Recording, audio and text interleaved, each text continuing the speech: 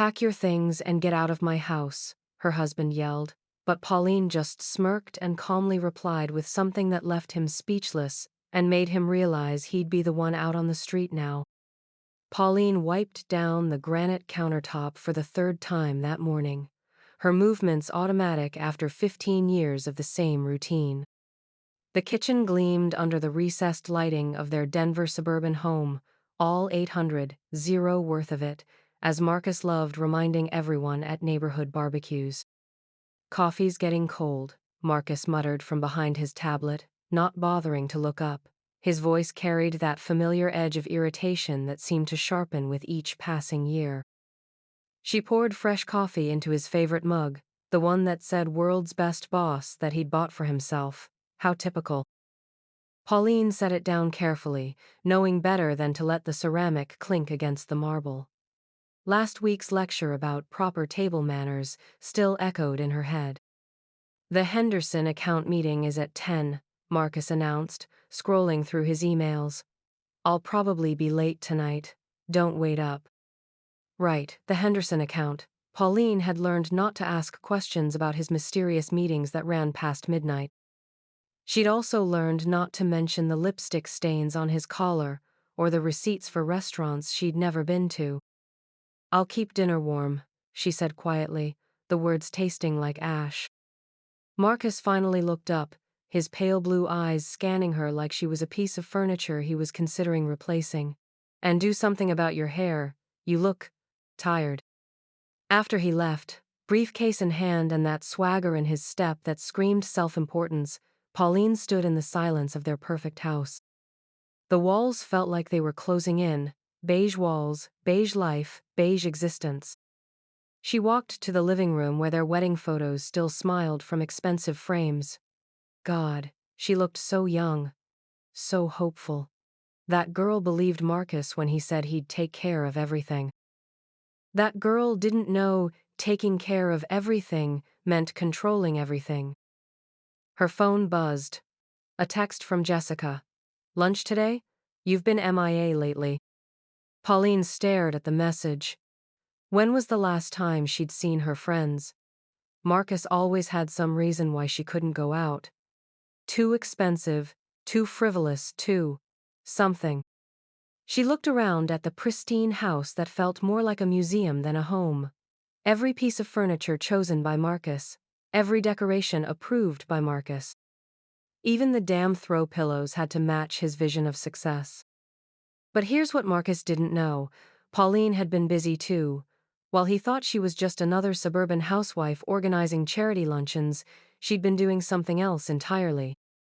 Something that would wipe that smug expression off his face forever. The front door slammed hard enough to rattle the windows. Pauline didn't flinch. She'd been expecting this. Marcus's Henderson meeting must have gone about as well as she'd predicted.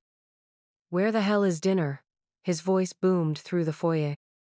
"In the oven, keeping warm like I said," Pauline called back, not moving from the couch where she'd been reading. Marcus stormed into the living room, his face flushed red, tie askew. The successful businessman facade had cracked, revealing the angry man underneath. "Don't give me that tone. I've had the worst day of my life, and I come home to this." He gestured wildly at nothing in particular. The house was spotless as always. Dinner was ready, as always.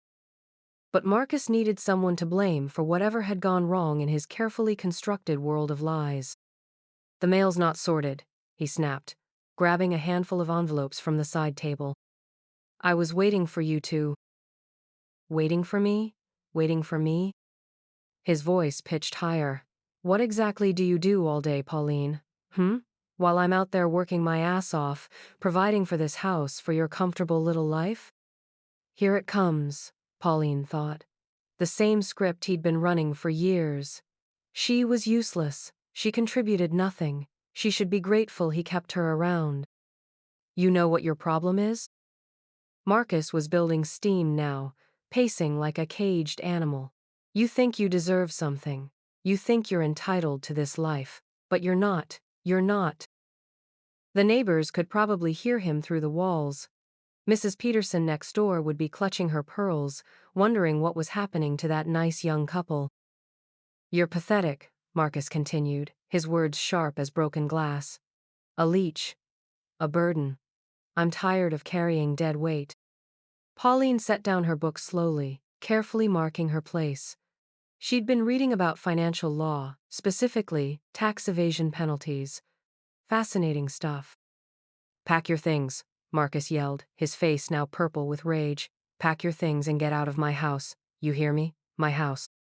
He emphasized those last two words like they were weapons, like ownership was some kind of trump card that would send her scrambling for mercy. But instead of tears, instead of begging, Pauline did something that made Marcus stumble mid-rant. She smiled. Not a sad smile or a nervous smile, a knowing smile. The kind of smile that suggested she knew something he didn't. Marcus's mouth hung open for a moment. This wasn't how the script was supposed to go.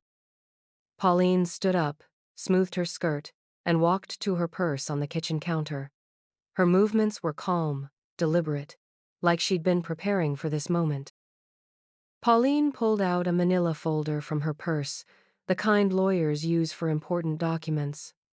Marcus watched her with growing confusion, his anger temporarily replaced by curiosity. "Actually, Marcus," she said, her voice steady as a rock, "I think you should start packing." She opened the folder and spread several papers across the kitchen island.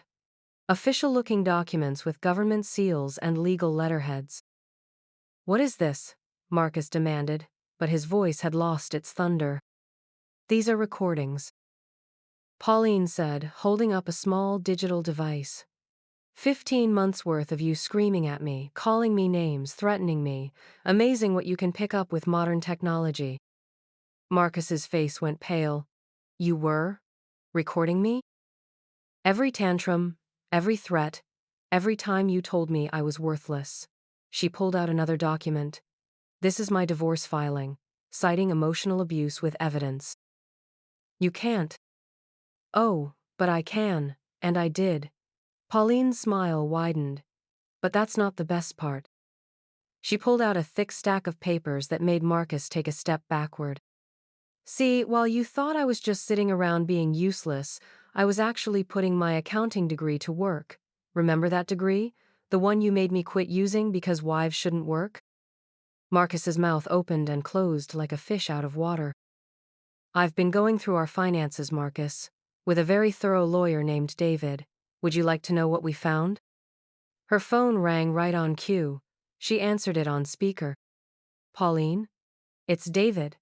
The IRS just confirmed they've received our documentation. They're very interested in Marcus's creative bookkeeping." Marcus grabbed the edge of the counter. "What documentation?" "The offshore accounts," Pauline said sweetly. "The unreported income. The fake business expenses. Should I go on?" "You're lying," Marcus whispered, but his voice shook. "David, are you still there? Can you tell my husband what the penalties are for tax fraud?" David's voice came through crystal clear. "Prison time, Marcus. Minimum 5 years for the amounts we're talking about, plus fines that'll bankrupt you. The IRS doesn't mess around." Marcus sank into a kitchen chair, his face now completely white. "This isn't happening." "Oh, but it is." Pauline gathered up the papers. "Your business partner, Robert? He's already hired his own lawyer. Seems he doesn't want to go down with your sinking ship." The room spun around Marcus as reality crashed down. His perfect world, his control, his power, all of it built on lies that were about to collapse. "How?" was all he managed to say. Pauline tilted her head. "How what? How did I figure it out? How did I plan this? Or how did you underestimate me so badly?" Marcus tried to stand, his legs shaky. "Now wait just a minute, you can't just. We can work this out. I'll change. We can go to counseling." "Too late for that," Pauline said, already moving toward the stairs. "David, you still there?" "Right here. The restraining order is ready to file. And Marcus? The house is joint property, but with your legal troubles, the court will likely award it to Pauline." Along with spousal support, of course. Marcus's face cycled through emotions: anger, fear, desperation. You're bluffing. This is all some sick joke. Pauline paused on the stairway. Check your credit cards. What? Go ahead, check them. Marcus fumbled for his wallet, pulling out his platinum card. He called the number with shaking fingers. Pauline watched from the stairs as his face crumpled. Frozen, he whispered. They're all frozen. Funny how the IRS works, Pauline said.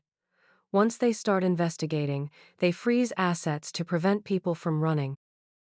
Her phone buzzed with a text from Jessica. Girl, I have the guest room ready and a bottle of champagne. You did it. Marcus caught sight of the message. You planned this. You've been planning this for months. Try a year and a half, Pauline corrected. Ever since you screamed at me for buying groceries without your permission, that's when I realized I was married to a controlling fraud. She started up the stairs again. I'll pack some things for you. You have 30 minutes before I call the police to escort you out. Where am I supposed to go? Marcus's voice cracked. My credit cards are frozen, my accounts are being investigated. Not my problem anymore. Pauline's voice echoed from upstairs. Maybe call that Henderson account you've been meeting with. I'm sure she'd love to hear about your legal troubles. The color drained from Marcus's face completely. How did you know about Rebecca? Please. You're not as smart as you think you are. 15 minutes later, Pauline came downstairs with 2 suitcases. Marcus sat at the kitchen table, staring at nothing. Your belongings, she said simply. Marcus looked up at her, and for the first time in years, he looked small, powerless, lost. This is really happening, isn't it? Pauline checked her watch. Police should be here in 10 minutes. I'd suggest you leave voluntarily. 6 months later, Pauline stood in her kitchen now, preparing dinner for friends. Real friends who laughed at her jokes and valued her opinions. The house felt different without Marcus's negative energy poisoning every room. She'd redecorated everything. Gone were the beige walls and cold marble. Now warm colors filled the space, and photos of actual happy memories lined the mantelpiece. This place looks amazing, Jessica said, carrying in a salad. You've completely transformed it. I transformed myself first, Pauline replied, stirring the pasta sauce. The house just followed. Her consulting business was thriving. Turns out, 15 years of watching Marcus's shady accounting practices had taught her exactly what companies needed to avoid. Ironic, really. The doorbell rang. Through the window, she could see Sarah from the real estate office next door. Pauline, I hope you don't mind me stopping by. I wanted to tell you, your property value has increased by 30% since last year. Whatever you're doing, keep it up. That evening, as Pauline's friends filled her home with laughter and genuine warmth, she allowed herself a moment of satisfaction. Marcus was living in a extended-stay motel across town, waiting for his trial. His business had collapsed, his assets seized, his reputation in ruins. Rebecca, it turned out, had disappeared the moment Marcus couldn't pay for expensive dinners anymore. Pauline's phone buzzed with a text from an unknown number. I'm sorry. Can we talk? M. She deleted it without a second thought. What's that smile about? Jessica asked, noticing Pauline's expression. Just thinking, Pauline said, looking around at her friends, her beautiful home, her new life. Sometimes the quiet ones are planning the loudest revenge. She raised her glass of drink. Here's to never underestimating anyone again. The women cheered and clinked glasses. Outside, the Denver sunset painted the sky in brilliant oranges and pinks, colors Marcus never would have allowed in his beige world. For the first time in 15 years, Pauline felt truly free.